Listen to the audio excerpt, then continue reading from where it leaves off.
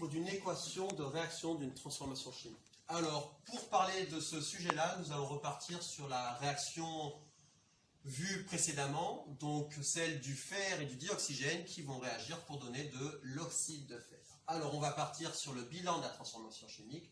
Je rappelle, on écrit tout d'abord les réactifs qui vont réagir pour donner les produits. Ceci résume bien ce qui s'est passé lors de notre expérience, mais les scientifiques étant, surtout les chimistes, un petit peu feignants, nous allons simplifier encore plus cette écriture en faisant une équation bilan. Hop. Équation bilan. Qu'est-ce que c'est? Alors une équation bilan, c'est très simple à écrire. Il suffit de reprendre les formules chimiques de toutes ces molécules et de les écrire à la place du nom de ces molécules. Donc nous avons vu dans le TP précédemment que le dioxygène, par exemple, était une association de deux atomes d'oxygène.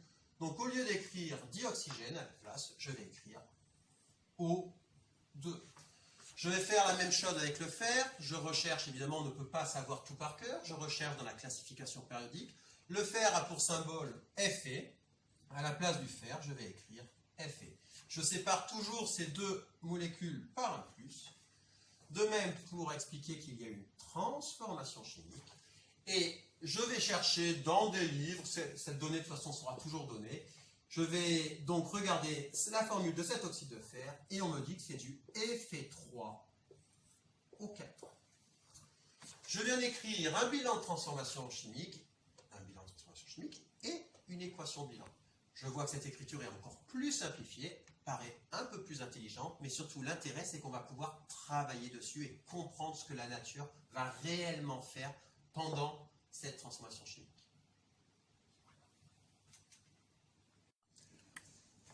Voici mon équation bilan. Donc maintenant je vais travailler dessus et regarder si réellement ça reflète ce qui se passe dans la nature. Je vous rappelle la règle de base que Lavoisier a trouvée, c'est la conservation de la masse. Ça veut dire que tout ce qu'il y a en masse au départ, je dois le retrouver à la fin. Pour cela, nous apercevons qu'il y a des molécules qui sont constituées d'atomes. Donc nous allons faire ce qu'on appelle un bilan des atomes et regarder si tout ce que j'ai au départ, je le retrouve à la fin. Bilan des atomes. Alors, c'est très simple. Là, je vais déstructurer toutes mes molécules. Je vais regarder côté réactif et côté produit. Je compte combien ai-je d'atomes de fer dans mes réactifs, c'est-à-dire là-dedans. La facile, il n'y en a qu'un. Je marque 1. Combien y a-t-il d'atomes d'oxygène? Attention, je casse la molécule de dioxygène, je compte les oxygènes. Donc j'en ai 2. Je vais faire la même chose de l'autre côté. Combien ai-je d'atomes de fer de ce côté? Donc des produits. Je compte. Le 3 veut dire qu'il y a 3 atomes de fer.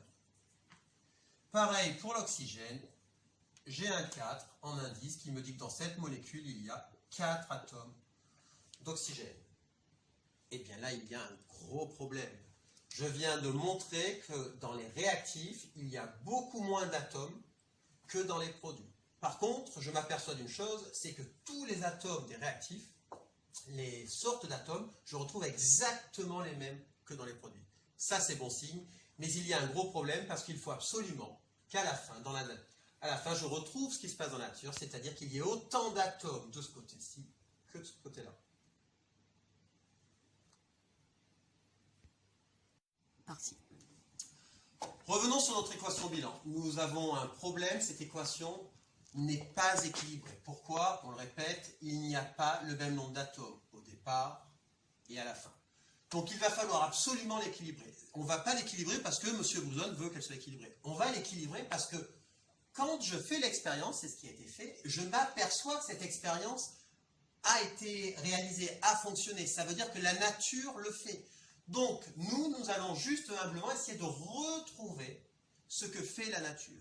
Et dans la nature, il y a la conservation de la masse. Dit autrement, il y a la conservation des atomes. Je dois avoir autant d'atomes de fer de ce côté-là que de ce côté-là.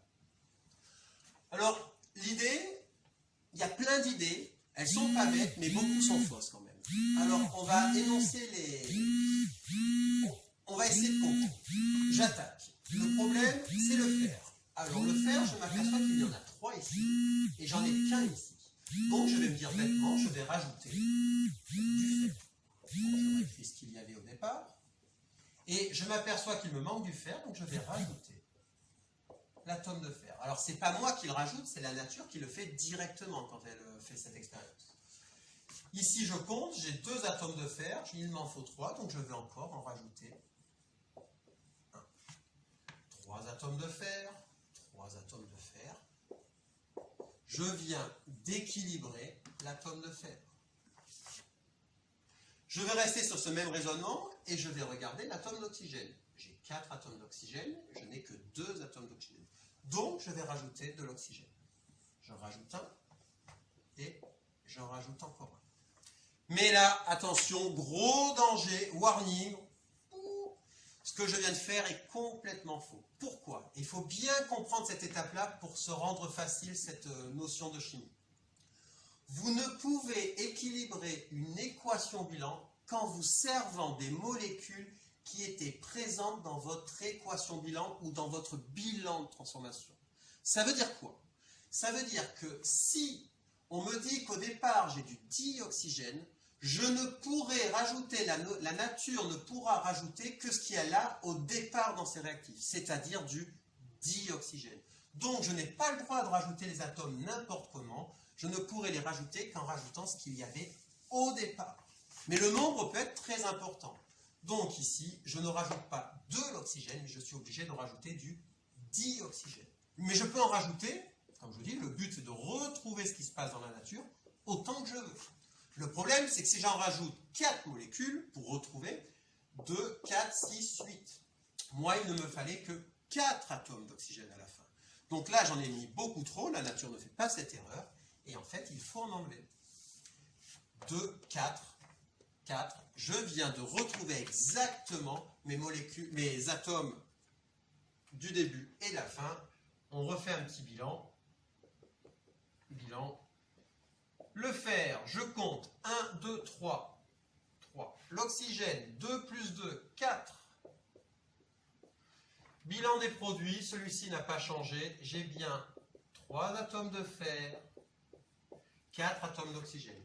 Je m'aperçois qu'il y a bien conservation des atomes, autant d'atomes dans les réactifs que dans les produits. Je viens d'équilibrer une équation bilan. Mais ceci, on s'aperçoit que ce n'est pas très beau, ce n'est pas très bien présenté. On va pouvoir encore l'améliorer, sans rien changer, mais juste rendre la présentation plus belle. Un fer, plus un fer, plus un fer, en fait, ça fait combien de fer? Juste 3. J'ai fait 3 atomes de fer. Comment ça va s'écrire? Je vais mettre un 3 devant mon atome de fer pour dire que j'ai bien 3 fers. Ici, j'ai une molécule de dioxygène plus une molécule de dioxygène. J'ai donc 2 molécules de dioxygène plus 2 molécules de dioxygène. Ici, je n'ai rien rajouté. Il y avait assez d'atomes dans ma molécule finale. Donc, j'écris tout simplement ma molécule. Voilà comment tout ceci peut être résumé. Je m'aperçois bien que j'ai toujours le même bilan.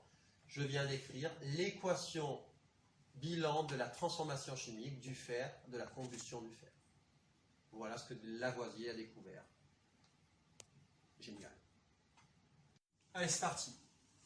Petit point sur les grosses erreurs à ne pas commettre que l'on voit tous les ans chez les élèves, et c'est normal parce que vous avez des idées, vous les testez, vous les mettez en application et de temps en temps, ça tombe à côté. Alors, les grosses erreurs à éviter absolument. Déjà, première chose, j'ai 2 atomes d'oxygène. Ici, j'ai 4 atomes d'oxygène. Évidemment, la première idée, c'est facile, j'enlève le 4 et je mets un 2. Du coup, j'ai autant d'atomes d'oxygène des deux côtés.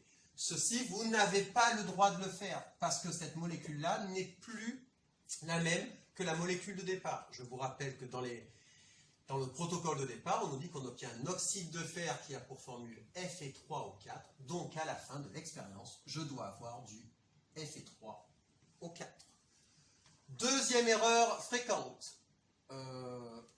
Pareil, je travaille bien, je rajoute les molécules ou les atomes que je dois rajouter pour avoir cet équilibre, et je vais réunir tout ça. 1, 2, 3, voilà ce qu'on voit très souvent apparaître. C'est-à-dire, on réécrit la formule chimique, mais au lieu de considérer qu'il y a par exemple ici 2 molécules, je vais tout réunir en une seule molécule. Mais ça, c'est pas possible non plus, c'est une très très grosse erreur. En chimie, cette molécule-là, qui n'existe pas, mais ça, c'est pas un problème, il n'y en a qu'une seule, alors que dans la nature, il me faut 2 molécules de dioxygène. Donc attention erreur, il faut bien compter. Donc si je comprends bien, 1 fer plus 1 fer plus 1 fer, je n'ai pas effet 3, et j'ai 3